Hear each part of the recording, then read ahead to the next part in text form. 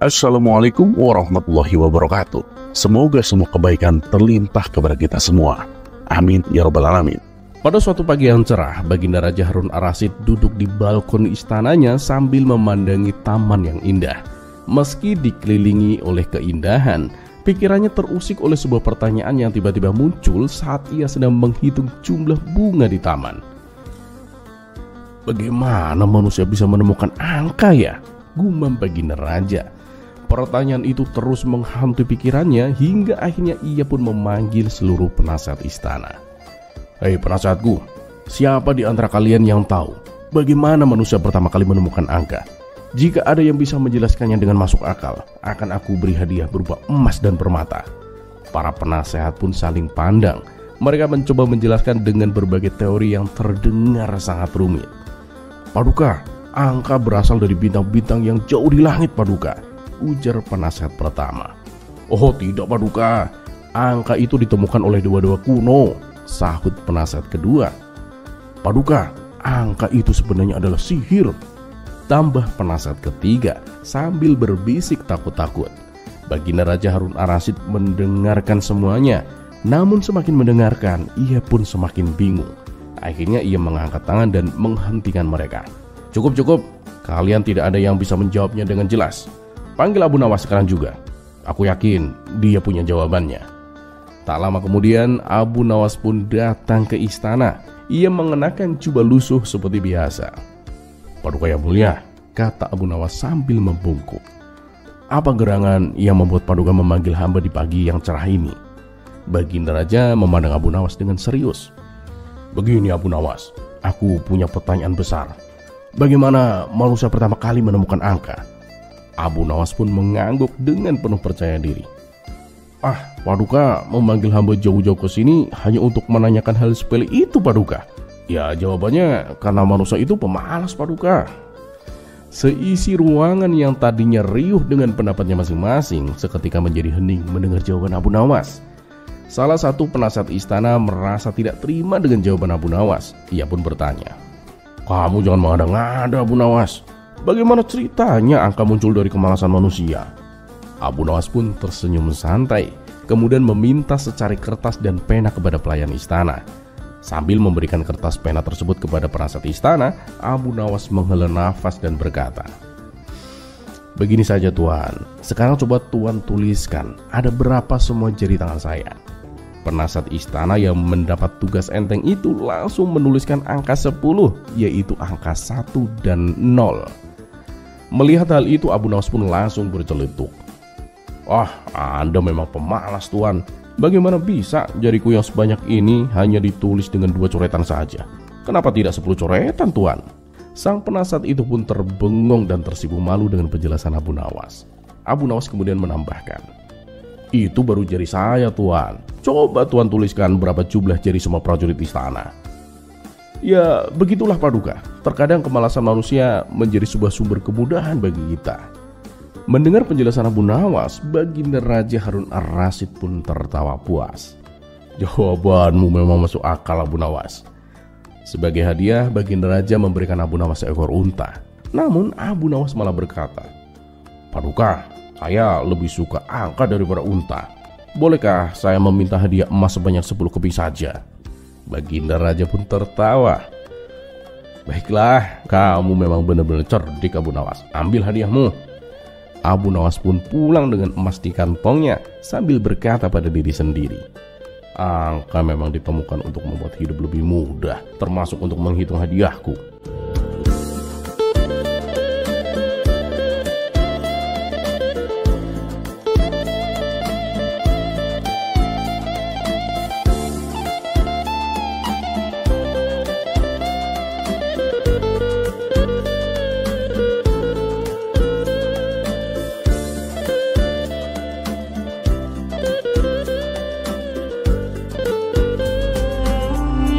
Kisah selanjutnya.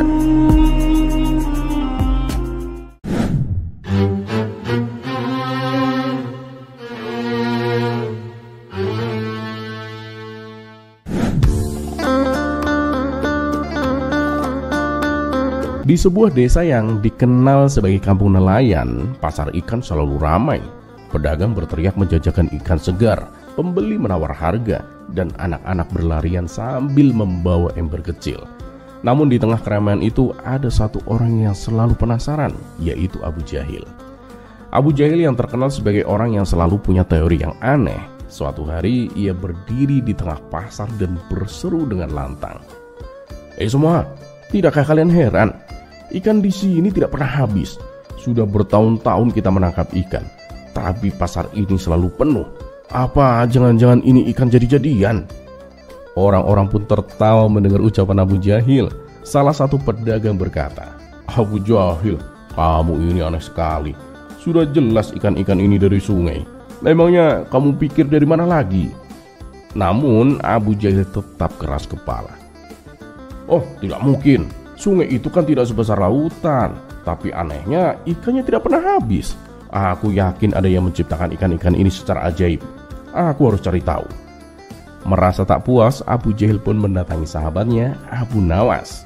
Ia berharap Abu Nawas bisa memberikan jawaban yang memuaskan rasa ingin tahunya.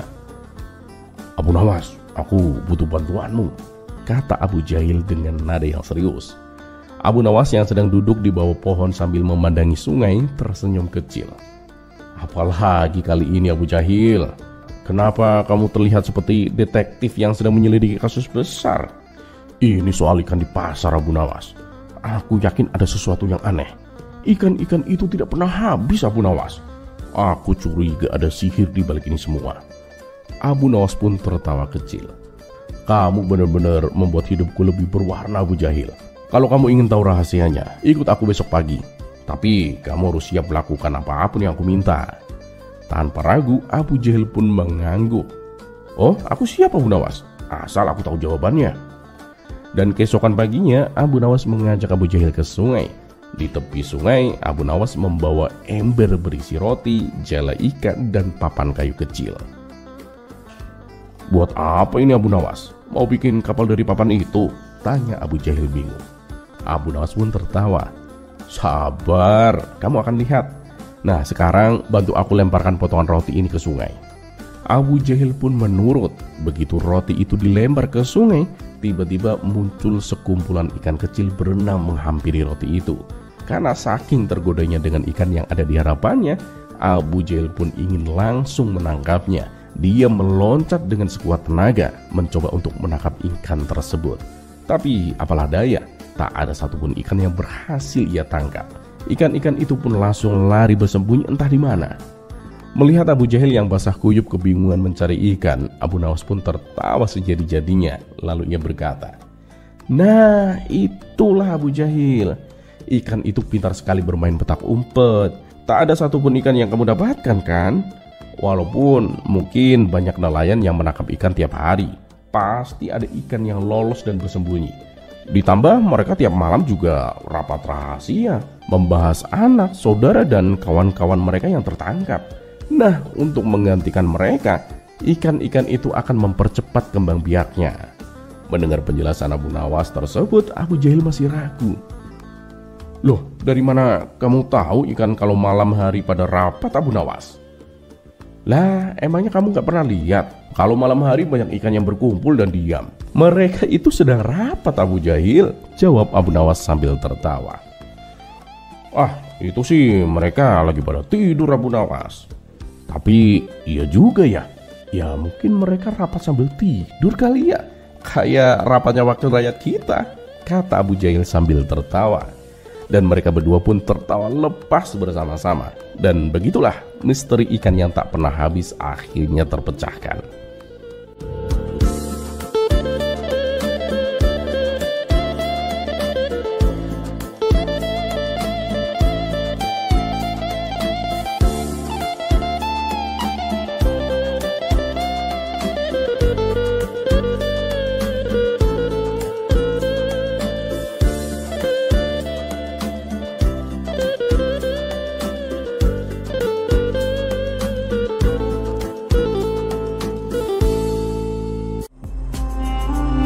Kisah selanjutnya.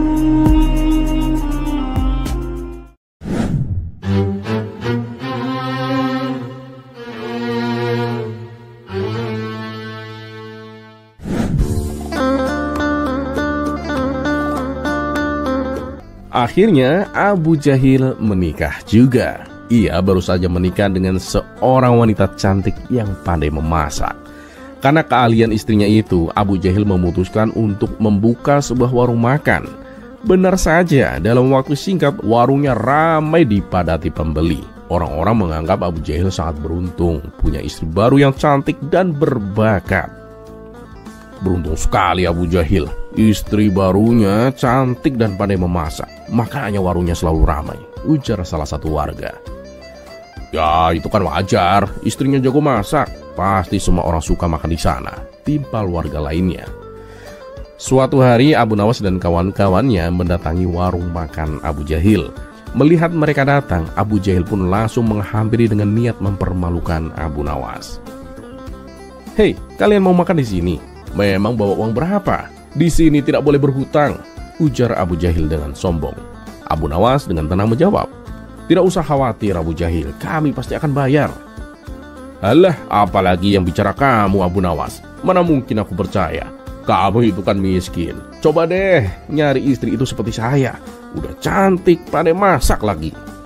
Pertengkaran itu segera dihentikan oleh salah satu teman Abu Nawas yang berkata, sudahlah Abu Jahil, tidak usah bertengkar, aku yang akan mentraktir mereka. Saat suasana mulai tenang, seorang lelaki buta juga masuk ke warung dan duduk tak jauh dari mereka. Abu Jahil segera menghampiri si lelaki buta itu dengan sopan. Tuan, mau pesan apa? Bawakan saja sendok bekas makan membeli, jawab si lelaki buta. Meskipun heran, Abu Jahil menuruti permintaan itu. Saat sendok diberikan, lelaki buta tersebut menciumnya lalu berkata, ini sop iga sapi, saya pesan itu. Abu Jahil pun terkejut. Bagaimana Tuan bisa tahu? Tanyanya keheranan. Oh, itu mudah. Aku cukup mencium aroma dari sendok ini, jawab si lelaki buta dengan santai. Abu Jahil semakin kagum dan penasaran. Kalau minumnya, Tuan ingin pesan apa? Tanyanya kembali. Bawakan aku gelas bekas minum pembeli, aku akan memilihnya sendiri, kata si lelaki buta. Abu Jahil segera membawakan 3 gelas. Setelah mencium gelas-gelas tersebut, lelaki buta itu berkata, gelas pertama ini teh campur madu, aku tidak suka. Gelas kedua juga tidak enak, sepertinya teh campur serai. Nah, yang ketiga ini baru aku suka, teh campur daun jeruk. Abu Jahil semakin kagum, tak habis pikir dengan kehebatan penciuman lelaki buta itu. Kekaguman yang sama juga dirasakan oleh Abu Nawas dan kawan-kawannya yang menyaksikan kejadian tersebut. Setelah menyantap makanan, si lelaki buta itu hendak membayar. Aku sudah selesai, berapa total semuanya? Tanyanya. Abu Jahil yang masih penasaran mencoba kembali menguji kehebatannya. Tuan, tidakkah Tuan ingin mencicipi hidangan penutup? Bagaimana kalau kita buat taruhan Tuan? Jika Tuan bisa menebak hidangan penutup yang kuberikan, maka makanan yang sudah Tuan makan gratis. Tapi kalau salah, Tuan harus membayar 2 kali lipat. Bagaimana? Si lelaki buta itu pun setuju. Baiklah, bawakan sendoknya. Abu Jahil segera menuju ke dapur, lalu menghampiri istrinya dengan rencana yang licik. Taruh sendok ini di ketiakmu sebentar, kata Abu Jahil. Untuk apa? Tanya istrinya kebingungan. Sudah, turuti saja perintahku, kata Abu Jahil dengan nada memerintah. Meski bingung, istrinya menuruti permintaan Abu Jahil. Sementara itu, Abu Nawas dan kawan-kawannya yang melihat tingkah laku Abu Jahil hanya bisa geleng-geleng kepala. Terus-terusan saja dia mengerjai orang, bisik Abu Nawas kepada teman-temannya. Abu Jahil kembali mendatangi si lelaki buta dengan membawa sendok yang telah ditaruh di ketiak istrinya. Ini Tuan, sendoknya, ujar Abu Jahil sambil cengengesan. Lelaki buta itu mengambil sendoknya dan menciumnya. Tiba-tiba si lelaki buta itu terkejut. Sejak kapan Jamal bekerja di sini? Tanya si lelaki buta dengan nada penuh keheranan. Abu Jahil ikut terkejut. Jamal? Jamal siapa? Maksud Tuan gimana? Tanya balik Abu Jahil. Jamal, itu namanya waktu masih menjadi laki-laki. Setelah menjadi perempuan, namanya diganti menjadi Jubaidah. Dulu dia adalah mantan istriku. Begitu aku tahu dia sebenarnya laki-laki, aku langsung menceraikannya. Memang sudah lama Jamal bekerja di sini, jelas lelaki buta. Spontan, Abu Nawas dan kawan-kawannya tertawa terbahak-bahak. Abu Jahil yang mendengar hal itu langsung jatuh pingsan. Ternyata Jubaidah yang dimaksud lelaki buta itu adalah istri baru Abu Jahil. Kisah selanjutnya.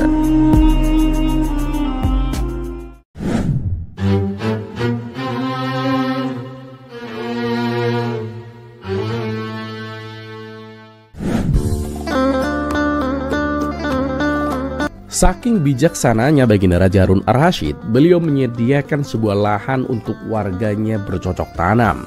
Dengan ketentuan, sebagian hasil panen dari lahan tersebut wajib disedekahkan kepada fakir miskin, sementara sebagiannya lagi untuk mereka yang menanam. Dan kebetulan lahan tersebut berdampingan dengan lahan milik Abu Nawas. Suatu hari Abu Nawas berencana menanam beberapa biji semangka. Aku ingin membaginya menjadi 2. Satu untuk aku tanam di lahanku dan satu lagi untuk Tuhan, kata Abu Nawas. Yang maksudnya ia akan menanamnya di lahan baginda raja yang hasilnya akan disedekahkan kepada fakir miskin. Dan singkat cerita, beberapa bulan kemudian semangka yang ditanam mulai menampakkan hasilnya. Namun ajaibnya, semangka yang berbuah di lahan Abu Nawas kecil-kecil dan jumlahnya sedikit. Sedangkan semangka yang ditanam di lahan baginda raja yang katanya untuk Tuhan malah tumbuh besar-besar dan jumlahnya melimpah. Ini sungguh tidak masuk akal. Lahan milik baginda raja kering dan gersang, sedangkan lahanku sangat subur. Tapi kenapa hasil panennya justru sebaliknya? Pikir Abu Nawas. Muncullah ide konyol di benaknya. Diam-diam dia berencana mencuri semangka milik Tuhan. Saat malam tiba, ia membawa karung besar dan mulai menjalankan aksinya, menyusuri gelapnya malam menuju lahan baginda raja. Setibanya di sana, Abu Nawas dengan hati-hati memetik beberapa semangka terbaik dan memasukkannya ke dalam karung. Namun tanpa disadarinya, ada 2 orang pencuri lain yang mengintainya dari belakang. Abu Nawas yang tak merasa kehadiran mereka dengan tenang memanggul karung berisi semangka di atas punggungnya. Karena beban karungnya cukup berat, sesekali ia berhenti untuk beristirahat. Setiap kali ia berhenti, 2 pencuri tersebut mengambil satu persatu semangka dari dalam karung, sehingga beban yang dirasakan Abu Nawas semakin lama terasa semakin ringan. Perbuatan kedua pencuri itu pun tidak ketahuan, karena malam itu sangat gelap, apalagi di lahan yang tidak ada penerangannya sama sekali. Kenapa setiap kali aku istirahat, beban karungku malah semakin ringan ya? Pikir Abu Nawas. Karena penasaran, akhirnya ia membuka karung yang dibawanya. Alangkah terkejutnya ia ketika melihat karung itu kosong. Merasa ketakutan, Abu Nawas pun langsung lari tunggang langgang dengan nafas terengah-engah. Setibanya di rumah, ia langsung masuk dengan wajah yang pucat. "Suamiku, ada apa denganmu? Kenapa kamu terlihat begitu ketakutan?" tanya sang istri. "Istriku, Tuhan telah memergokiku. Dia mengambil kembali semangka-semangkanya," jawab Abu Nawas dengan wajah yang panik. Mendengar hal itu, sang istri hanya menggeleng-gelengkan kepalanya, menyaksikan tingkah laku suaminya yang memang selalu aneh itu.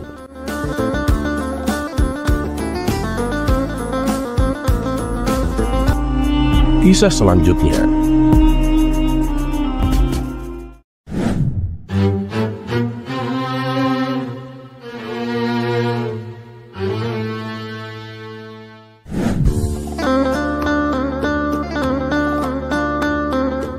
Baginda Raja Harun Ar-Rasyid kembali merasa penasaran dengan sebuah pernyataan yang sering ia dengar dari para ulama dan dari kitab suci. Karena itu ia memanggil Abu Nawas ke istana. Seperti biasa, Baginda Raja ingin mendapatkan jawaban yang bijak dan menghibur dari orang paling cerdik di kerajaannya. Setelah Abu Nawas tiba di hadapan Baginda Raja, Harun Ar-Rasyid langsung menyampaikan pertanyaan dengan serius. "Abu Nawas," kata Baginda Raja, "aku pernah mendengar bahwa kebanyakan penghuni neraka adalah wanita. Menurutmu mengapa bisa begitu, Abu Nawas?" Abu Nawas hanya tersenyum tipis, menyadari bahwa pertanyaan ini penuh dengan jebakan. Jika ia salah menjawab, ia bisa membuat marah para wanita di kerajaannya, termasuk istri-istri Baginda Raja sendiri. Tapi seperti biasa, kecerdikan Abu Nawas tidak pernah diragukan. Ia berpikir sejenak sebelum menjawab dengan hati-hati. "Paduka," kata Abu Nawas dengan tenang, "pertanyaan ini sangat mendalam. Namun jika Paduka berkenan, izinkan hamba menjelaskannya dengan sebuah perumpamaan. Raja Harun ar-Rasyid yang terkenal gemar mendengarkan perumpamaan cerdas dari Abu Nawas mengangguk setuju. Baiklah Abu Nawas, jelaskan dengan perumpamaanmu. Abu Nawas pun memulai perumpamaannya.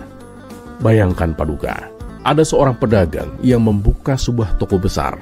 Di dalam toko itu ia menjual berbagai macam barang, mulai dari baju, perhiasan, parfum, hingga alat rumah tangga dan lain-lainnya. Setiap hari banyak pelanggan yang datang silih berganti. Baginda Raja mendengarkannya dengan seksama. Abu Nawas pun melanjutkan. Menurut Paduka, siapakah yang paling sering datang ke toko itu dan membeli barang? Baginda Raja berpikir sejenak dan menjawab dengan yakin. Tentu saja para wanita Abu Nawas. Mereka akan senang berbelanja dan memilih-milih barang. Abu Nawas pun tersenyum lebar. Nah Paduka, begitulah jawabannya.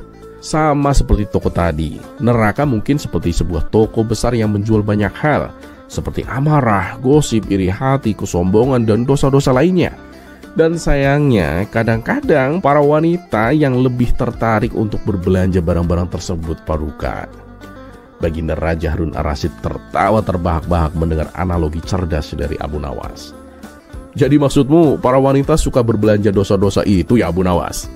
Abu Nawas tetap tersenyum, tapi ia menjawab dengan cerdik. Tentu saja ini hanya sebuah perumpamaan Paduka. Namun bukan berarti para wanita tidak bisa berubah menjadi pelanggan surga. Mereka juga bisa berbelanja amal dan kebaikan. Semua tergantung pada pilihan mereka Paduka. Dan begitu pun dengan kita semua. Baginda Raja yang tadinya tertawa kini mulai merenung. Setelah beberapa saat, ia pun berkata, jawabanmu sangat bijak Abu Nawas. Engkau telah menjawab dengan humor tetapi juga dengan makna yang mendalam. Aku mengerti sekarang bahwa bukan hanya soal wanita atau pria, melainkan lebih kepada pilihan apa yang kita ambil dalam hidup ini. Abu Nawas pun membungkuk dengan hormat. Benar sekali Paduka. Neraka dan surga terbuka untuk semua orang, tergantung dari apa yang kita pilih untuk dibeli dalam kehidupan ini Paduka. Baginda Raja tersenyum puas dengan jawaban Abu Nawas dan sekali lagi merasa kagum dengan kecerdikannya. Kabar tentang percakapan ini segera tersebar ke seluruh penjuru kerajaan, membuat banyak orang tertawa tetapi juga merenungkan makna mendalam dari perumpamaan tersebut. Kisah selanjutnya.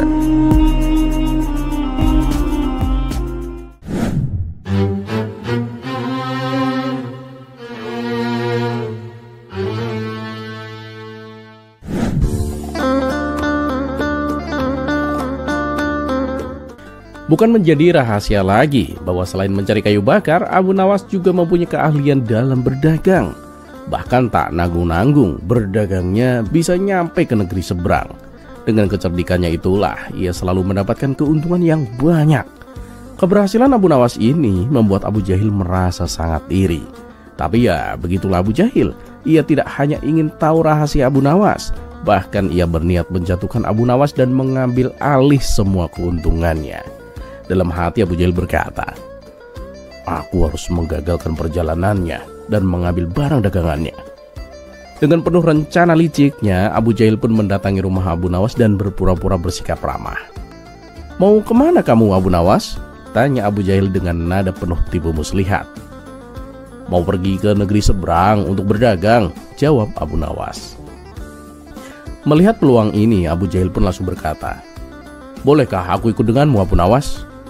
Abu Nawas yang sudah mengenal kelicikan Abu Jahil langsung merasa curiga, tetapi ia tetap tersenyum.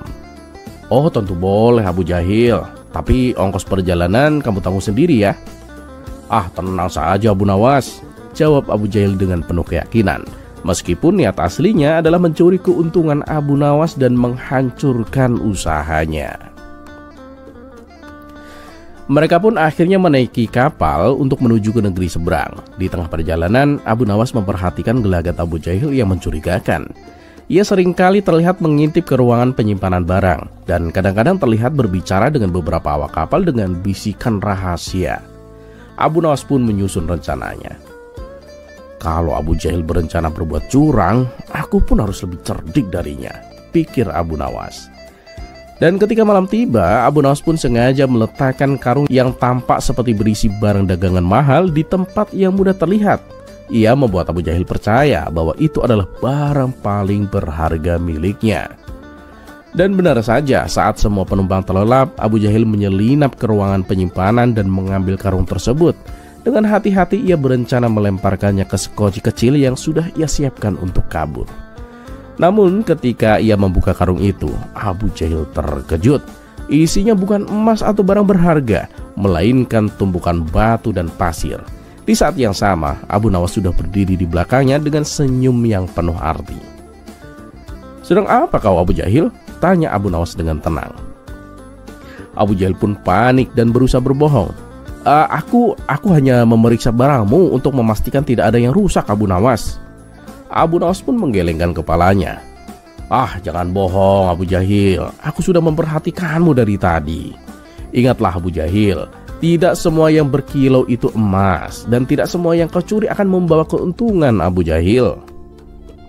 Tepat saat itu, badai besar pun datang dan menghantam kapal. Ombak menghempas begitu keras hingga sekoci yang disiapkan Abu Jahil pun terbalik, membuatnya terlempar ke laut bersama batu-batu dari karung yang ia coba curi. Ia terombang-ambing di tengah ombak, berteriak minta tolong. Abu Nawas yang tetap tenang melemparkan tali untuk menolong Abu Jahil. "Pegang talinya, Abu Jahil!" seru Abu Nawas. Setelah berhasil menarik Abu Jahil kembali ke atas kapal, Abu Nawas berkata dengan bijak, "Jika kamu berniat mencuri rezeki orang lain, maka ombak kehidupan akan menghantammu lebih keras dari yang kau kira, Abu Jahil. Rezeki itu datang dari Tuhan dan tidak bisa kau ambil dengan licik." Abu Jahil pun hanya terdiam, basah kuyup dan ketakutan. Para penumpang yang menyaksikan kejadian itu pun tidak berkata apa-apa. Namun mereka semua bisa melihat kebijaksanaan Abu Nawas dalam menghadapi situasi ini.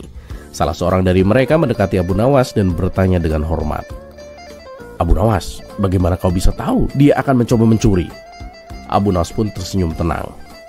"Ketahuilah, ketika seseorang dipenuhi iri hati, tindakannya akan mudah ditebak. Yang perlu kita lakukan adalah tetap tenang dan membuatnya tersandung oleh rencana jahatnya sendiri." Para penumpang pun mengangguk penuh rasa kagum terhadap kecerdikan dan ketenangan Abu Nawas. Sejak saat itu, Abu Jahil tidak berani lagi mencoba mengelabui Abu Nawas. Perjalanan hari itu menjadi pengingat bagi mereka semua tentang pentingnya kejujuran dan ketenangan dalam menghadapi cobaan.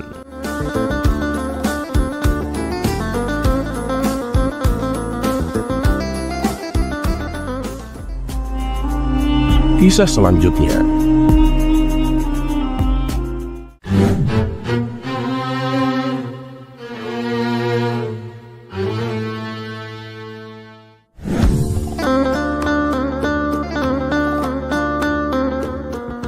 Memang semua sudah tahu dan kagum akan kecerdasan Abu Nawas. Tak ada yang meragukannya sama sekali. Pada suatu hari, Raja Harun ar-Rasyid telah mempermalukan Abu Nawas dengan menyiram air kencing di depan para tamu undangan. Abu Nawas pun hanya bisa terdiam. Namun dalam hati, dia merencanakan sesuatu di hari yang lain. Berikut kisahnya. Figur Abu Nawas ini memang sangat lihai dalam menyelesaikan masalah. Tak hanya lucu saja, akan tetapi juga bijaksana, sehingga Abu Nawas tidak dapat dianggap enteng. Raja sangat bangga memiliki warga seperti Abu Nawas ini. Namun, di sisi lain, dari diri Abu Nawas juga sangat menjengkelkan Raja, karena ulahnya yang selalu tidak tahu diri. Oleh karena itulah, baginda Raja tak pernah berhenti memeras otaknya untuk membalas Abu Nawas. Seperti pada tahun-tahun sebelumnya, setiap bulan Rabiul Awal diadakan acara Maulid Nabi. Sambil tersenyum, baginda Raja bergumam dalam hati, "Awas kamu Abu Nawas, kali ini kamu pasti kena." Acara Maulid Nabi pun tibalah waktunya dan diselenggarakan di istana. Pada saat itu, semua pembesar negeri hadir, termasuk putra-putra mahkota dari kerajaan sebelah. Termasuk pula Abu Nawas ikutan diundang. Dengan perintah raja, semua yang hadir di acara Maulid Nabi tersebut dipersilakan untuk berdiri dan kemudian disirami dengan air mawar yang menebarkan bau harum. Kecuali Abu Nawas, dia disiram dengan air kencing. Setelah disiram dengan air kencing tersebut, jadi sadarlah Abu Nawas kalau dirinya telah dipermalukan di depan para pembesar negeri. Dia dibungkam 1000 bahasa dan hanya bisa bergumam dalam hati. Baiklah Paduka, hari ini Paduka telah memberiku kuah tak sedap. Esok hari aku akan membalasnya. Sejak saat itu Abu Nawas tak pernah menjejakkan kakinya di istana. Raja pun menjadi kangen dibuatnya karena kelucuannya saat bercerita. Ketika raja memanggilnya ke istana, rupanya Abu Nawas tidak bersedia dengan alasan sakit yang membuat tubuhnya lemah lunglai. Karena khawatir telah terjadi sesuatu dengan diri Abu Nawas, raja pun ingin menengoknya, diiringi dengan beberapa petinggi kerajaan. Pucuk dicinta, ulam pun tiba. Begitu mendengar raja menuju ke rumahnya, Abu Nawas yang dalam keadaan segar bugar itu pun langsung memasang aksi. Matanya terpejam, badan tergeletak lemah lunglai. Namun sebelum dia beraksi demikian, dia telah terlebih dahulu menyuruh istrinya menyiapkan obat ajaib yang berbentuk bulatan kecil. Di mana di antara bulatan obat ajaib itu terdapat 2 butir yang dibubuhi sesuatu di dalamnya. Tak berapa lama kemudian, raja sudah ada di depan pintu rumah Abu Nawas. "Wahai Abu Nawas, apa yang kamu telan itu?" tanya baginda raja. "Ya inilah yang disebut obat ajaib Paduka. Resepnya hamba peroleh lewat mimpi tadi malam.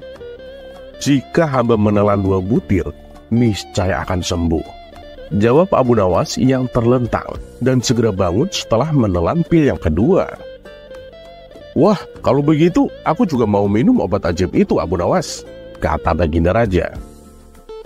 "Baiklah tuanku, Paduka berbaringlah dan pejamkan mata seperti hamba sekarang ini.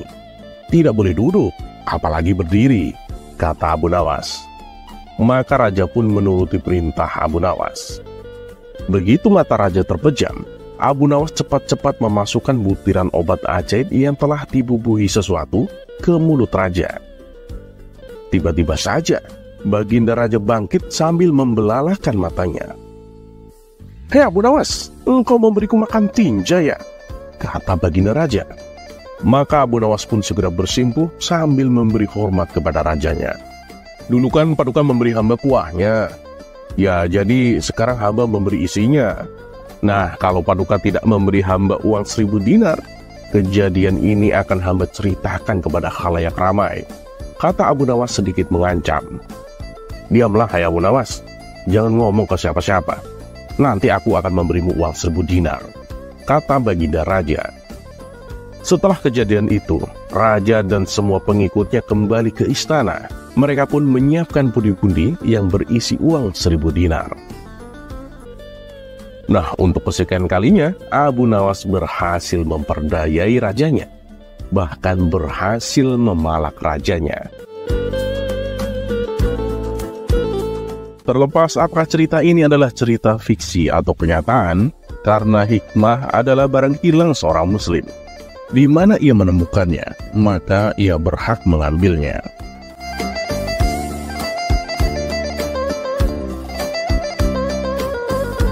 Dan satu yang harus selalu kita tahu, bahwa Allah Subhanahu wa Ta'ala tidak pernah menjanjikan bahwa langit itu selalu biru, bunga selalu mekar, dan mentari selalu bersinar.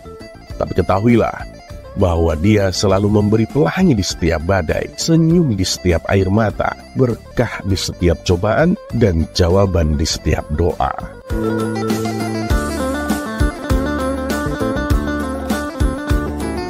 Dan seperti biasa, terima kasih. Wassalamualaikum warahmatullahi wabarakatuh.